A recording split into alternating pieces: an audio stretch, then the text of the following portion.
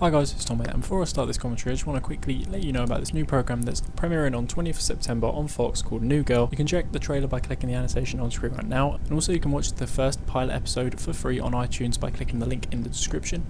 The main character, Jesse, is played by Zoe Deschanel, and they call her Adorkable because she's an adorable dork, and I think that's quite funny. And I also thought it'd be funny if you let me know if you know anyone that's adorkable, and if there's any other famous women that you maybe think are adorkable. But onto the main part of the video, and as you can probably see from the kind of pictures on screen today, we're going to be looking at the Modern Warfare 3 perks, and this is just going to be an analysis of tier 1. I'm going to go through each tier because there's quite a lot to say on each of the tiers, and I think that tier 1 is gonna play quite a role, probably not as much as tier 2 as you'll see in a later video, but tier 1 has some really big things that I'm going to talk about. So in case you don't know what the kind of perks are, I've had them on screen for a while. I'll just go through them each in turn as well. The first one is going to be Extreme Conditioning, and this is the name that it had back in COD 4 all those years ago. It's been changed to Marathon in the kind of past games, and it's changed from the one that we've seen at Marathon in Black Ops, because as you probably know, Black Ops Marathon has unlimited sprint for the pro version and sprint longer distances as the normal version, and the normal version is the same. The sprint longer distances is still the same, but the pro version is actually going to be climb obstacles faster, and this was the same as it was in Modern Warfare 2. And I just think that climbing over objects really makes you quite fast, because you probably don't realise how many objects you actually climb over in Call of Duty. So I do like that. I'm really not sure about the kind of like no unlimited sprint, because I do love it in Black Ops. You can get from one side of the map to the other so quickly with that unlimited sprint, but at the same time it takes so long to get your sights up after sprinting up that sometimes I think it may actually get me killed. So I think that sprint longer distances is pretty good. I'm probably going to have this on a Russian class, probably with an SMG, have Extreme Conditioning on. So that's the first one. The second one is Sleight of Hand, and this is a pretty famous perk. It's very widely used in Call of Duty, and the normal version is going to mean that you have faster reloading, and the pro version is going to mean that you have faster weapon swapping. And this is the same as Scout Pro in Black Ops, the ability to change your weapons faster, and I think that's pretty good. They've kind of broke up Sleight of Hand, because as you probably know, in Black Ops you have the faster reloaded and you also have the faster aim down sights, and faster aim down sights is a huge advantage. It's really big, and that was kind of like a power perk in Black Ops, so maybe that's why they're kind of breaking it up. They've broke it up after a few years, trying to probably balance things out. But I think the faster weapon swapping is good. It means that, I know there was a video a long time ago about kind of having shotgun secondary in Black Ops using Scout Pro, and now you can probably have shotguns secondaries in Modern Warfare 3 if you use Sleight of Hand Pro and then just pick up a shotgun off the ground. You're really going to be able to switch between them guns pretty fast. So I think for me on the assault rifle, Sleight of Hand is a must just because of the faster reloads, especially the fact that they don't have dual mags in Modern Warfare 3. So I think Sleight of Hand is going to probably play a big part in most of my assault rifles, and I'm probably looking at these other perks in tier 1, maybe on some sniper classes as well, just getting them fast reloads off. Next perk we have is Scavenger. This is actually not unlocked until level 39, so almost halfway through the prestige. If you don't know, there are actually 80 levels per prestige, so Scavenger is level 39, halfway through.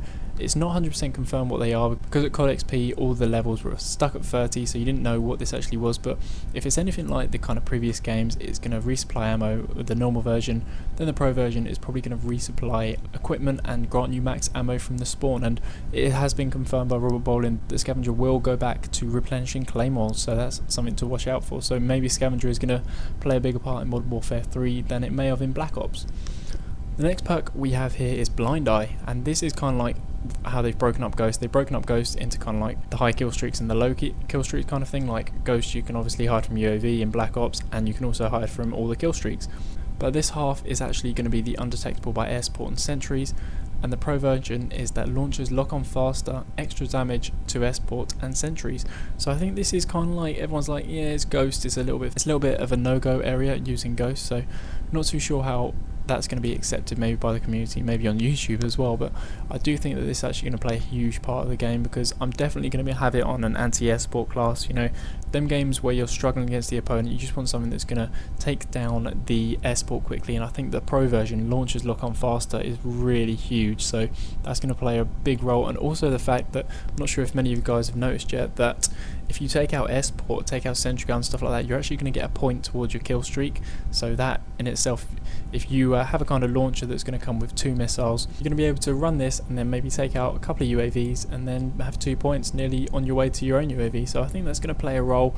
I know they've kind of broken it up to try and get Ghost out of the way, but I still think it's going to play a part. Maybe people won't be running this from the start, because I think Sleight of Hand is a really powerful perk. I think Sleight of Hand is going to be the kind of dominant perk in this tier, but I do think that there is actually going to be a place for Blind Eye, and it's probably going to be on my anti-air sport classes. So the final perk we have in this tier is Recon, and this is a brand new perk, and it's kind of strange. I'm not really sure how it's going to play out. It seems like a very kind of team kind of perk if everyone was running this, and basically the normal version is that explosive damage is going to show your target on a minimap. So if you cook a grenade, throw it down towards the spawn or something like that, and then anyone that gets kind of damaged by it, they're going to probably pop up as they would as if a UAV was over there.